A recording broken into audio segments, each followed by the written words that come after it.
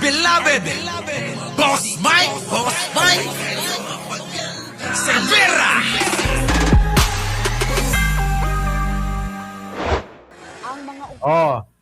Makinig ka, Lani Mercado, baka akala mo yung asawa mo lang.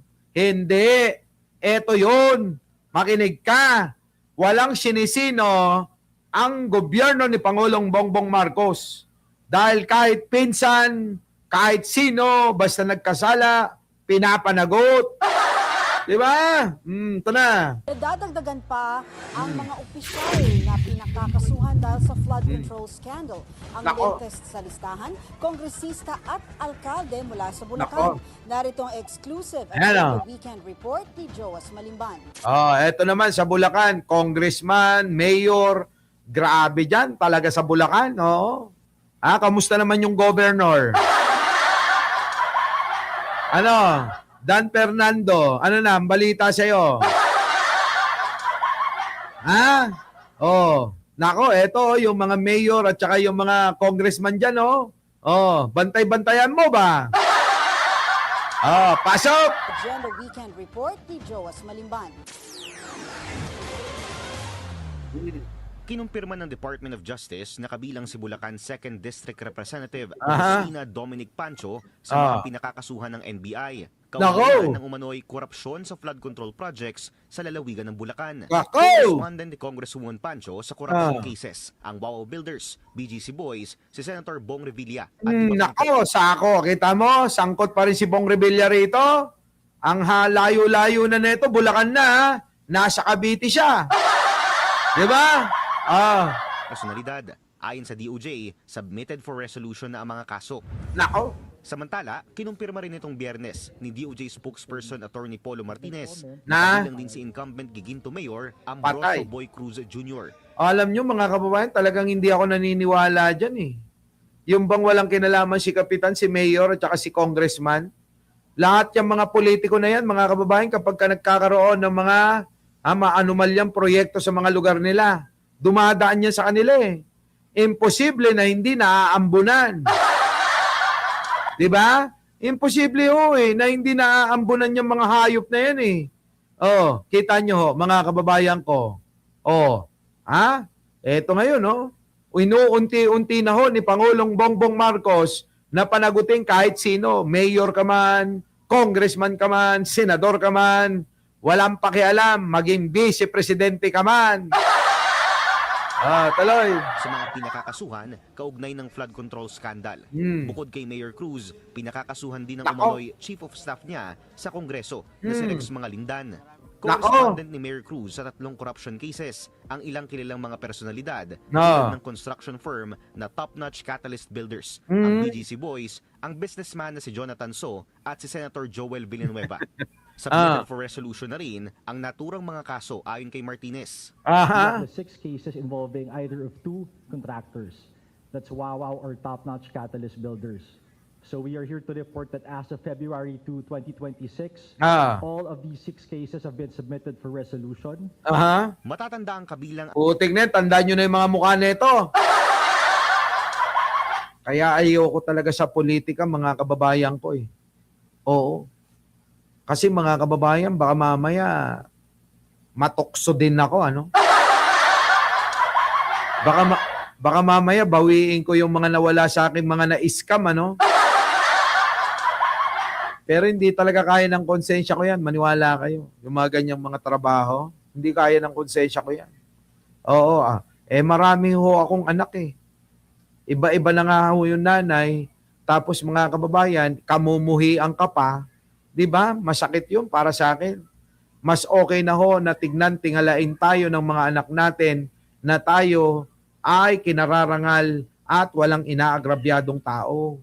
Kaysa ho ganito, naging mayor ka, naging congressman ka, naging senador ka, pero ang batik mo naman, isa kang magnanakaw. Kahit anong yaman mo eh.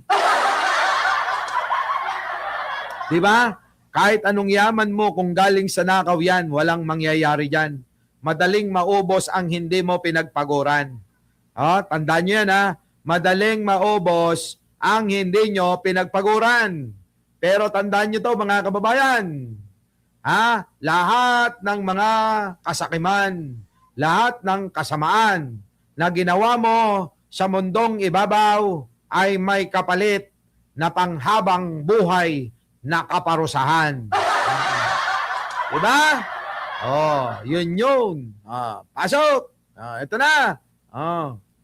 Ang dalawang politiko sa mga pinangalanan ni former Assistant District Engineer Bryce Hernandez na tumatanggap umano ng kickbacks pagdating sa mga proyekto ng DPWH. Grabe, no? 15 to 20%. Sabi ko sa inyo, walang politikong hindi magnanakaw talaga eh. Kung meron man, kokonti na lang sila, mabibilang mo na lang sa daliri ng paa. Wag nyo isasama yung kamay, ha? Diba? Umano ang komisyon ng dalawa para sa mga proyekto sa kanilang distrito. Grabe. Ayon sa testimonya ni Hernandez sa isang Senate Blue Ribbon Committee hearing. Sino ba yung congressman ng First Engineering District? Hindi mo kilala? Ito na naman si Panucha. Sige, tuloy! Yun nga po, binanggit ko po, si Kong Tina Pancho po, si Kong Boy Cruz po, saka si Kong Danny Domingo po. Nako, Sila po. sila. Yung tatlo lang Sila lang po ang congressman po namin. ng First Engineering District. Yes po, Your Honor. So sila, 15 to 20, ano yun? Opo, parang ganun po, nasa 15% po. To 20%. Grabe, no? 15 to 20% ang kinikickback nila. Halimbawa ganito. Kung 100 milyon yan, mga kababayan, maliwanag na yung 20 million nilang, mga hayop na yan. Diba? 100 milyon, yung proyekto. Kikickback ng 20%, edi 20 million yon. Kita nyo, isang proyekto pa lang yon. Tiba-tiba talaga.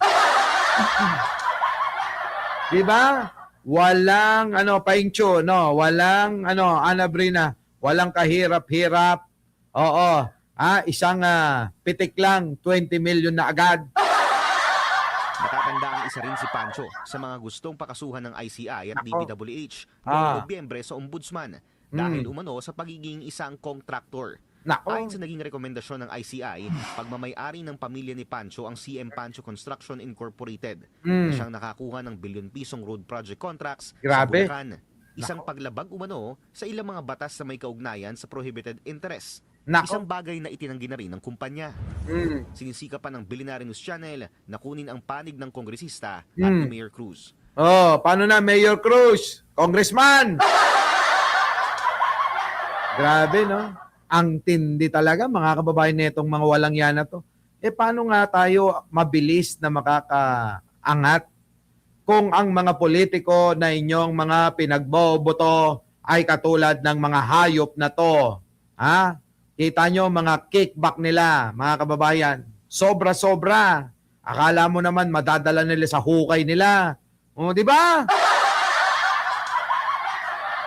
Sabi ko sa inyo mga kababayan sa susunod na halalan, iboto ninyo, wala nang iba, kundi si Aboy Paraiso, Attorney Claire Castro, yung mga yan, yung tapat na naglilingkod sa bayan.